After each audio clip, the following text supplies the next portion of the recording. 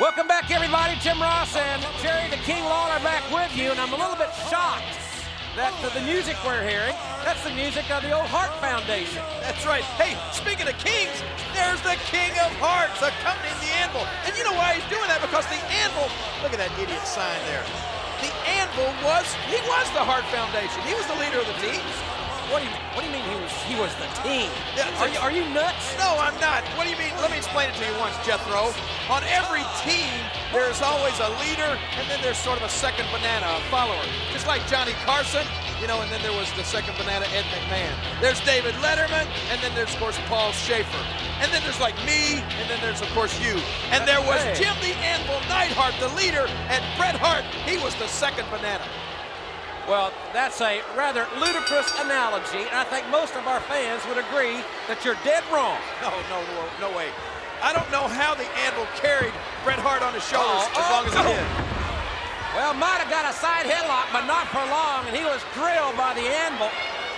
That's right. Just the way the Anvil drilled all his old opponents when they faced the Hart Foundation, and Bret the Hitman Hart, he rode the Anvil's coattails to greatness. You know, I don't agree with that whatsoever.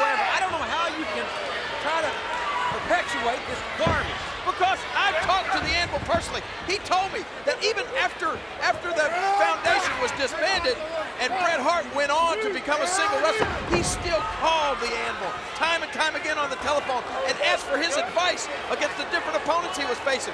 And it was really the Anvil's guidance that made the Hitman the champion that he is today.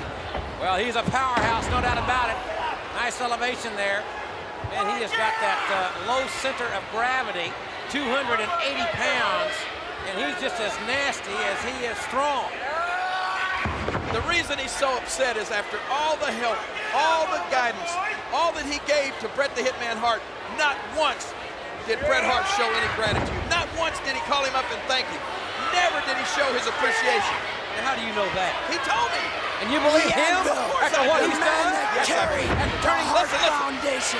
This is the man that carried that ignorant, inconsiderate brother of mine. You hear that, don't you? I don't think a lot of that young man anymore either.